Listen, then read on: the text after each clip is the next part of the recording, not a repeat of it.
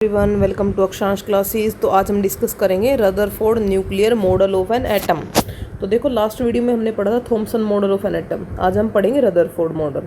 तो रदरफोर्ड ने क्या किया था ये देखते हैं। Rutherford and his students bombarded very thin gold foil with alpha particle. Rutherford ने क्या किया कि एक थिन की गोल्ड की फॉइल ली हमने, और उसके अंदर से क्या किया, ये गोल्ड की फॉइल ली है। अब इसके अंदर से हमने क्या किया, अल्फा पार्टिकल को स्ट्राइक करवाया इसके ऊपर, यानी इसके अंदर से बम्बार्डमेंट करवाई गोल्ड फॉइल के ऊपर। तो उससे क्या हुआ, तो देखो इसमें Rutherford famous alpha particle scattering experiment is represented in figure 2.5। अब देखो ये फिगर दे रखी है भाई हमारी 2.5। इसमें देखो क्या है, ये एक्चुअल में है क्या। तो इन्होंने क्या किया था, इन्होंने लिया एक सोर्स ऑफ अल्फा पार्टिकल लिया यहाँ पे, ठीक है। फिर यहाँ पे लगा दी लेड की प्लेट, और यहाँ पर क्या किया, गोल्ड की फॉइल लगा के उसमें से अल्फा पार्टिकल की बम्बार्डमेंट करवाई गई। कहाँ, गोल्ड की फॉइल के ऊपर। तो हमें क्या देखने को मिला कि मोस्ट ऑफ द जो अल्फा पार्टिकल्स थे वो डायरेक्ट सीधे निकल रहे थे। अब आपको ये तो याद होगा, मैंने पिछली वीडियो में बताया था अल्फा पार्टिकल क्या होते हैं। अल्फा पार्टिकल होता है जो हमारा हीलियम होता है, उसका न्यूक्लियस, यानी उसके दोनों इलेक्ट्रॉन्स को जब हम बाहर निकाल देते हैं तो जो उसका न्यूक्लियस बच जाता है, जिसमें 2 प्रोटॉन है 2 न्यूट्रॉन है, तो उसे हम बोलते हैं अल्फा पार्टिकल। जब हम गोल्ड की फॉइल के ऊपर अल्फा पार्टिकल्स को स्ट्राइक करवाते हैं तो mostly alpha particle as it is बिना डिफ्लेक्ट हुए पास आउट हो जाते हैं। कुछ ऐसे होते हैं जो स्मॉल एंगल पे डिफ्लेक्ट होते हैं, बहुत कम ऐसे होते हैं जो थोड़े लार्ज एंगल पे होते हैं, और लगभग कोई ये बोल सकते हैं ना के बराबर, यानी 1 in 20,000 ऐसा होता है जो उसी पाथ पे वापस चला जाता है जहाँ से वो आया था। तो ये एक्सपेरिमेंट किया था किसने, रदरफोर्ड और उसके स्टूडेंट्स ने, ठीक है। जो मोस्टली है वो सीधे चले गए, कुछ ऐसे हुए जो डिफ्लेक्ट हुए हैं, देखो कुछ मोस्टली सीधे निकल रहे हैं, कुछ ऐसे हैं जो डिफ्लेक्ट हुए हैं स्मॉल एंगल्स में, कुछ लार्ज एंगल पे, और कोई एक 20,000 में से कोई एक ऐसा होता है जो उसी पाथ पे वापस चला जाता है। तो ये है इसका एक्सपेरिमेंट। आई होप आपको क्लियर हो गया होगा। कुछ नहीं किया, अल्फा पार्टिकल का सोर्स लिया, गोल्ड फॉइल में से पास आउट करवा दिया, तो हमें पता चल गया कि क्या हुआ, मोस्ट ऑफ द पार्टिकल सीधे चले गए। अब आप ये सोचोगे कि अल्फा पार्टिकल्स को दिखाई दिए होंगे, तो हमें कैसे पता चला अल्फा पार्टिकल यहाँ पे। तो कैसे पता चला, जैसे उसमें हमने जिंक सल्फाइड की स्क्रीन लगाई थी ना, ऐसे ही यहाँ पर भी हम इसकी चारों तरफ क्या लगा देते हैं, यहाँ पे एक जिंक सल्फाइड की स्क्रीन लगा देते हैं। जैसे ही जब ये अल्फा पार्टिकल इसके ऊपर स्ट्राइक करेंगे तो यहाँ पे एक ब्राइट स्पॉट दिखाई देगा। तो यहाँ से हमें क्लियर हो गया कि most of the alpha particle सीधे निकल रहे थे। कुछ ऐसे जो स्मॉल एंगल पे मुड़े हैं, कुछ ऐसे जो लार्ज पे, और कोई एक 20,000 में से ऐसा है जो उसी पाथ पे वापस चला गया जहाँ से वो आया था। तो देखो, a stream of high energy alpha particle from A radio active source was directed eight a thin foil of gold metal. यहाँ पे गोल्ड मेटल ली है और उसकी थिन फॉइल लेके उसके अंदर से पास आउट करवाया गया। The thin gold foil had a circular fluorescent zinc sulphide screen around it, और उसके चारों तरफ क्या लगा दिया, जिंक सल्फाइड की स्क्रीन लगा दी। Whenever alpha particle struck the screen a tiny flash of light was produced at that point. तो वहाँ पर क्या हुआ, जैसे ही अल्फा पार्टिकल जिंक सल्फाइड की स्क्रीन पर टकराएंगे तो वहाँ पर क्या होगा, वहाँ पर हमें जो ब्राइट स्पॉट है वो दिखाई देगा। वो हम पहले भी पढ़ चुके हैं, है ना, कैथोड रे एनोड रे वाले एक्सपेरिमेंट में हमने पढ़ लिया था कि अगर हम जिंक सल्फाइड की स्क्रीन लगाते हैं तो वहाँ पर हमें ब्राइट स्पॉट दिखाई देता है।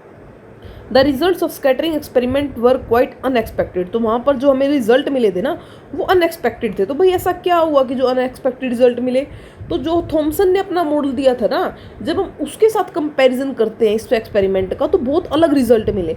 थॉमसन ने कहा था कि जो एटम है वो एक वाटरमेलन की तरह पे है, जिसमें जो सारा रेडिश पार्ट है वो पॉजिटिव है, और जो बाकी का जो सीड्स वगैरह है वो क्या है, हमारे नेगेटिव पार्ट है। ये बोला था थॉमसन ने। जबकि रदरफोर्ड ने जो एक्सपेरिमेंट किया उसके बाद ये सारी चीज़ें बदल गई बिल्कुल, मतलब ऐसा कुछ भी नहीं मिला जो हम सोच रहे थे। तो क्या मिला वहाँ पर, according to Thomson model of an atom, mass of each gold atom in the foil should have been spread evenly over the entire atom. Thomson model के अकॉर्डिंग क्या होना चाहिए था कि जो मास है वो पूरे एटम में इक्वली डिस्ट्रीब्यूट होना चाहिए था, हर जगह पर इक्वल होना चाहिए था। तो जो अल्फा पार्टिकल है तो भाई वो भी क्या होने चाहिए थे, या तो वो सारे पास आउट हो जाने चाहिए थे, या वो सारे ही नहीं होने चाहिए, कुछ ऐसा होना चाहिए था ना अगर वो यूनिफॉर्मली डिस्ट्रीब्यूट होता तो। And alpha particle had enough energy to pass directly through such an uniform distribution by mass. अगर डिस्ट्रीब्यूशन इक्वली होता तो अल्फा पार्टिकल उसमें से इजीली पास आउट हो जाते, ऐसा कुछ होता It was expected that the particle would slow down and change direction only by small angle as they pass through the foil. It was observed that, तो देखो यहाँ से जो हमें इसमें पढ़ना है जो इस एक्सपेरिमेंट में वो क्या है, एक्सपेरिमेंट क्या है, थॉमसन मॉडल के अकॉर्डिंग हमारी एक्सपेक्टेशन क्या थी और यहाँ से हमें एक्सपेरिमेंट से क्या ऑब्जर्वेशन मिली, फिर क्या कंक्लूजन आए और फिर लास्ट में जब रदरफोर्ड ने अपना मॉडल दिया तो उसके क्या क्या उसके की पॉइंट्स थे। ठीक है, ये याद रखने हैं। यहाँ पे 3-3 का पेयर बनेगा, 3 ऑब्जर्वेशन, 3 रिजल्ट, 3 फिर आगे इसके मॉडल के जो रदरफोर्ड मॉडल के जो वो 3 पॉइंट है। अब देखो ऑब्जर्वेशन क्या मिली, ऑब्जर्वेशन मिली हमें most of the alpha particle है जो अनडिफ्लेक्टेड है यानी डायरेक्ट पास आउट हो गए। कुछ क्या हो गए, स्मॉल फ्रैक्शन ऐसा है जो स्मॉल एंगल से डिफ्लेक्ट हुआ और बहुत कम ऐसे हैं यानी 1 in 20,000 ऐसा है जो बाउंस बैक कर गए। बाउंस बैक का मतलब है जहाँ से आए थे उसी पाथ पे वापस चले गए यानी नियरली 180 डिग्री एंगल पे, जैसे जो यहाँ से आए और यहीं पर वापस चले गए। तो ये क्या है हमारा, कोई एक पार्टिकल इन 20,000 में ऐसा मिला था हमें। अब ये ऑब्जर्वेशन थी। अब ऑब्जर्वेशन से फिर रदरफोर्ड ने इसका कंक्लूजन क्या निकाला कि हमें ये ऑब्जर्वेशन मिली है, तो ये कंक्लूजन भी याद रखना है। Most of the space in the atom is empty as most of the alpha particle pass through the foil.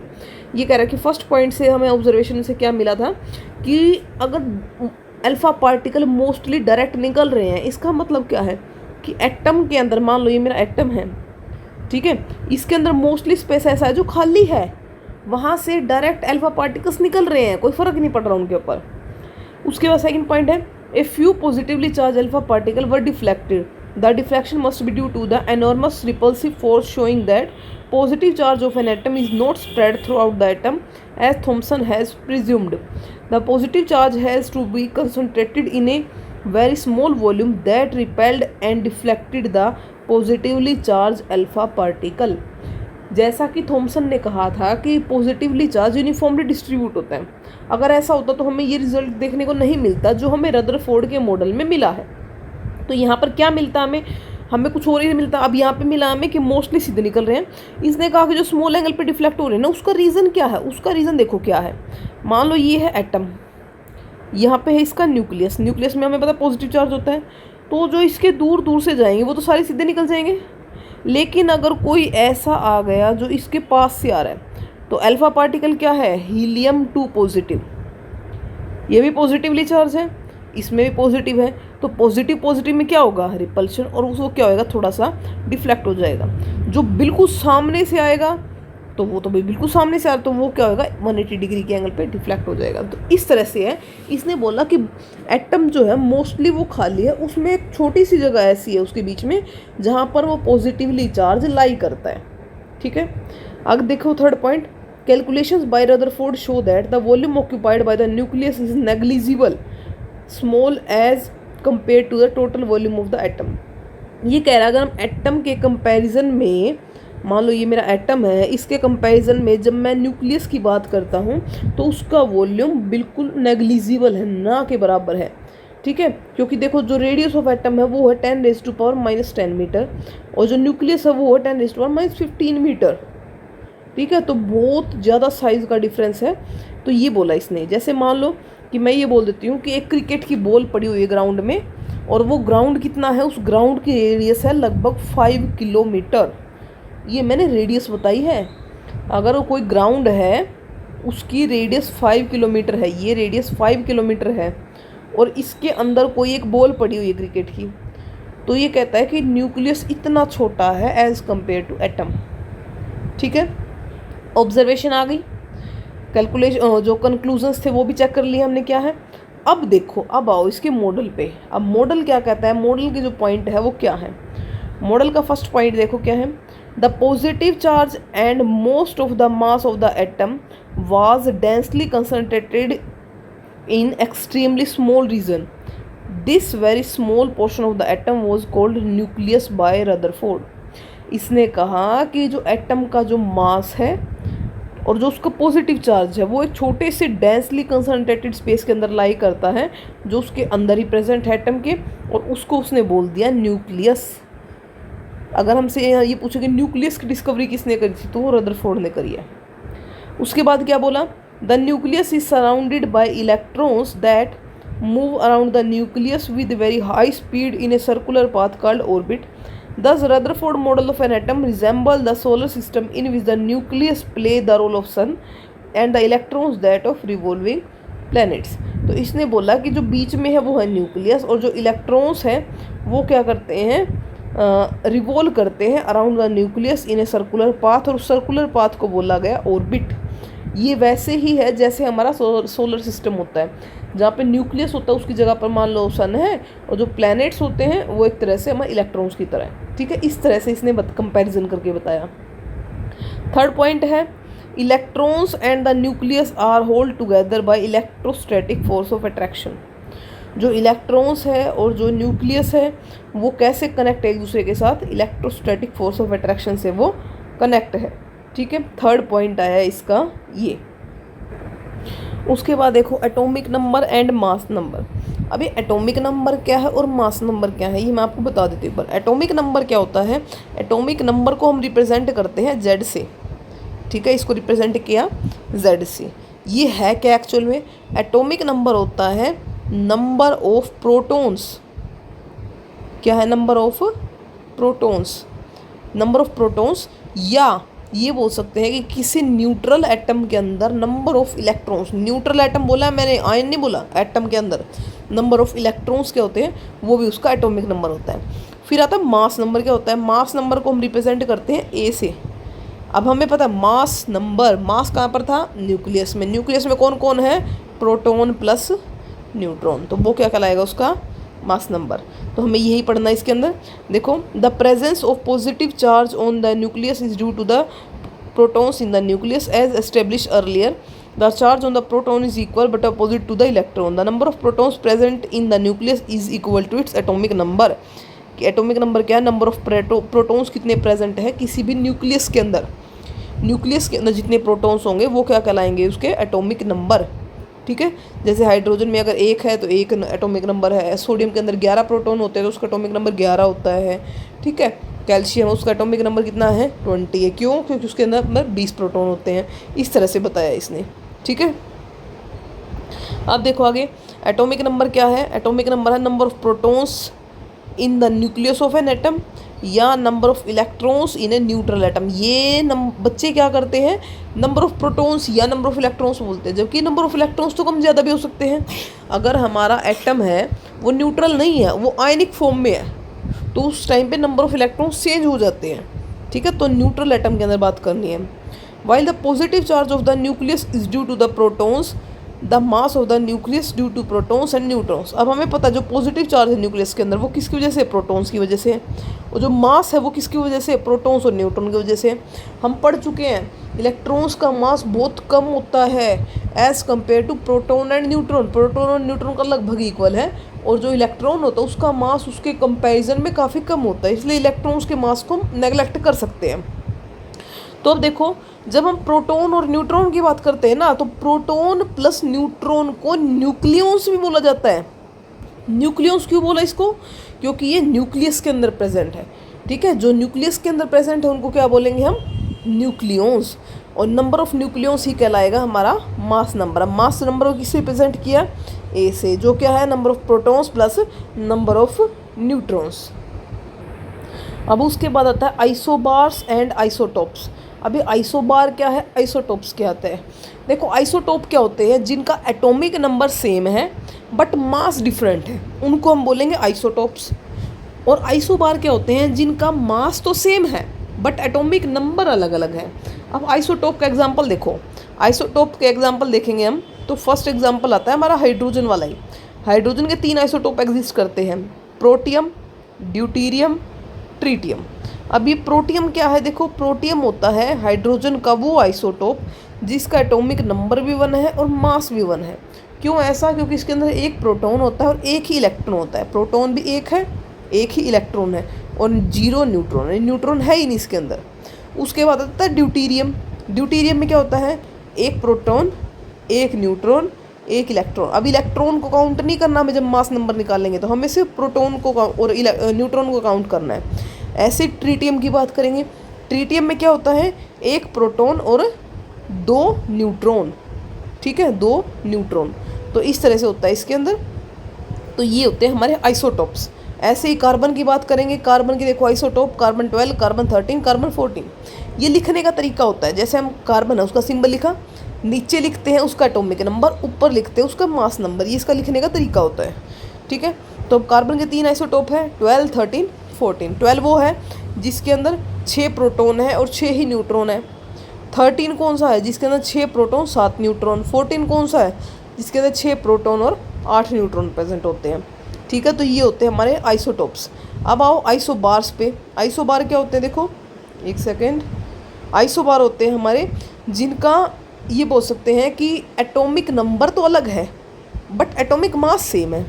कैसे, एग्जांपल देखो, कार्बन 14 और नाइट्रोजन। अब देखो कार्बन का हमने आइसोटोप पढ़ा था ना कि क्या होता है, एक 14 वाला भी होता है। ऐसे ही नाइट्रोजन है, नाइट्रोजन का एटॉमिक नंबर 7, मास 14। अब देखो इनका मास तो सेम है, मास नंबर सेम है दोनों का, जबकि एटॉमिक नंबर डिफरेंट है। ठीक है, तो ये आएंगे हमारे आइसोबार्स। याद रखने, आइसोटोप एंड आइसोबार्स। ठीक है, अब आ जाओ नेक्स्ट टॉपिक पे। नेक्स्ट है हमारा ड्रॉबैक्स ऑफ रदरफोर्ड मॉडल। अब रदरफोर्ड ने जो मॉडल दिया है उसकी ड्रॉबैक्स क्या है। थॉमसन मॉडल की हमने पढ़ ली, जब हमने रदरफोर्ड मॉडल पढ़ा तो हमें थॉमसन के बारे में पता चल गया कि उसकी क्या क्या ड्रॉबैक्स थी। अब रदरफोर्ड मॉडल क्या ड्रॉबैक्स है वो देखते हैं। As you have learned above, Rutherford nuclear model of an atom is like a small scale solar system with the nucleus playing the role of the massive sun and the electrons being similar to the lighter planets। ये जो Rutherford ने model दिया था इसका comparison किया गया हमारे solar system के साथ, जहाँ पर जो न्यूक्लियस है उसकी जगह पर सन है और जो प्लैनेट्स होते हैं उसकी जगह पर ये मान लिया कि वो इलेक्ट्रॉन्स हैं। When classical mechanics is applied to the solar system, it showed that planet describe well defined orbits around the sun। जब हम क्लासिकल मैकेनिक्स की बात करते हैं सोलर सिस्टम के अंदर तो ये पता चलता है कि जो प्लैनेट्स है वो डिस्क्राइब होते हैं, वेल डिफाइंड डिस्क्राइब होते हैं वो around the sun. The gravitational force between the planets is given by the expression. हमें पता है ग्रेविटेशनल फोर्स होता है उसके अंदर, ये होता है ना, F is directly proportional to m1 m2 फिर डिवाइड बाय r स्क्वायर, ऐसे होता है, ये फिजिक्स में पढ़ते हैं हम। तो ये होता है जहाँ पर m1 क्या है, मास है किसका, जो हमारा एक अगर मान लो अर्थ और सन की बात करें तो अर्थ का, दूसरा m2 होएगा सन का, और फिर r होएगा उनके बीच की डिस्टेंस। इस तरह से होता है। ठीक है, तो अब देखो, the similarity between the solar system and the nuclear model suggest that electron should move around the nucleus in A well defined orbit. तो यहाँ से हमें पता चलेगा कि वेल डिफाइंड ऑर्बिट में मूव करेंगे वो। Further the coulomb force K1 Q2 by r square where Q1 and Q2 are the charges and r is the distance of separation of the charges। ये भी हम पढ़ चुके हैं कूलम्स वाले में, फिजिक्स में पढ़ते हैं हम ये। तो यहाँ से देखो, when a body is moving in an orbit, जब कोई बॉडी मूव करती है ऑर्बिट के अंदर, it undergoes acceleration even if it is moving with a constant speed in an orbit because of the changing direction. ये कह रहा है कि जब भी कोई बॉडी मूव करती है अराउंड मतलब सर्कुलर पाथ में, जब वो मूव करे तो वहाँ पर क्या होएगा, एक्सेलरेशन होएगा, क्योंकि उसकी जो डायरेक्शन है वो हर बार चेंज होती है। So an electron in the nuclear model describing planets like orbits is under acceleration. तो ऐसा ही प्लैनेट्स के जैसे हमारे जो इलेक्ट्रॉन्स हैं उनके साथ भी सेम होएगा। तो according to electromagnetic theory of Maxwell, तो मैक्सवेल ने उसी टाइम पे थ्योरी दी थी जब रदरफोर्ड मॉडल आया था। Charge particle when accelerated should emit electromagnetic radiation. ये कह रहा है कि अगर चार्ज पार्टिकल रिवॉल्व करते हैं तो उस टाइम पे वो क्या करते हैं, इलेक्ट्रोमैग्नेटिक रेडिएशंस को इमिट करते हैं। ठीक है, तो ये जो फीचर है ये प्लैनेट्स के अंदर नहीं आएगा। मान लो मैं बात करती हूँ सन की, ये मेरा मान लो मेरे पास सन है, ये मैंने लिया सन। ठीक है, अब प्लैनेट इसके अराउंड रिवॉल्व कर रहे हैं तो इनके पास तो चार्ज नहीं है, तो ये चीज़ यहाँ पे तो अप्लाई नहीं होगी कि वो इलेक्ट्रोमैग्नेटिक रेडिएशंस को इमिट करेंगे। लेकिन जब मैं बात करूँगी इलेक्ट्रॉन्स और प्रोटॉन्स की तो वहाँ पर तो ये चीज़ अप्लाई होनी चाहिए कि वहाँ पर तो क्या है, चार्ज है वहाँ पे। तो अब देखो यहाँ पर, therefore an electron in an orbit will emit radiations, the energy carried by radiations come from electronic motion। क्यों कह रहा है ये ऐसा, ये कह रहा है कि जो इलेक्ट्रॉन्स है उसे तो रेडिएशंस इमिट करनी चाहिए, क्योंकि जो रेडिएशंस आएंगे वो हमारे पास वो कहाँ से आएगी, इलेक्ट्रॉनिक मोशन की वजह से आनी चाहिए। द ऑर्बिट विल दस कंटिन्यू टू श्रिंक, जिसकी वजह से क्या होना चाहिए, ऑर्बिट श्रिंक होना चाहिए।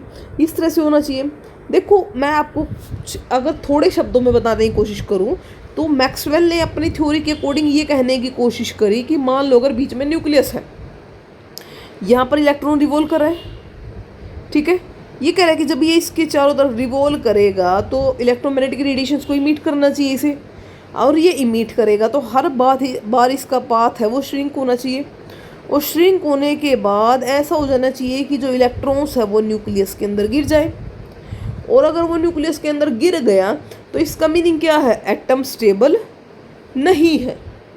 ये कहने की कोशिश करी थी मैक्सवेल ने, और रदरफोर्ड इस चीज़ को एक्सप्लेन नहीं कर पाए कि एटम स्टेबल कैसे रहता है। उन्होंने ये तो बोल दिया कि वो सर्कुलर पाथ में रिवॉल्व कर रहा है, लेकिन वो इस चीज़ को एक्सप्लेन ही नहीं कर पाए कि ऐसा क्यों नहीं हो रहा कि वो रेडिएशंस इमिट नहीं कर रहा है और उसका पाथ है वो श्रिंक नहीं कर रहा और वो उसके अंदर नहीं गिर रहा। ये बोल सकते हैं ओवरऑल जो एटम की स्टेबिलिटी के बारे में बात करी गई तो रदरफोर्ड उस चीज़ को एक्सप्लेन नहीं कर पाए।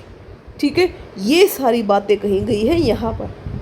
ठीक, तो ये क्या है, ये एक इसका वो बन गया, हमारा ड्रॉबैक बन गया रदरफोर्ड की कि वो इस चीज़ को एक्सप्लेन नहीं कर पाए।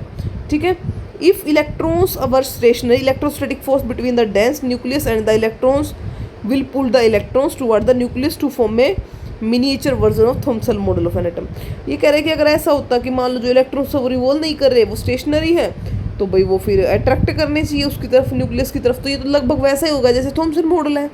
थॉम्सन ने तो यही कहा था कि जो पूरे एटम के अंदर तो पॉजिटिव चार्ज है और इलेक्ट्रॉन्स कहीं कहीं पे है। अगर हम ये कह दें कि इलेक्ट्रॉन्स रिवॉल्व नहीं कर रहे, वो एक जगह पर है, तो ये तो वही होगा जो थॉम्सन मॉडल है। फिर डिफरेंस कहाँ है? तो another serious drawback of the Rutherford model is that it says nothing about distribution of electrons around the nucleus and energy of this electrons. तो ड्रॉबैक क्या आई, स्टेबिलिटी को एक्सप्लेन नहीं कर पाए।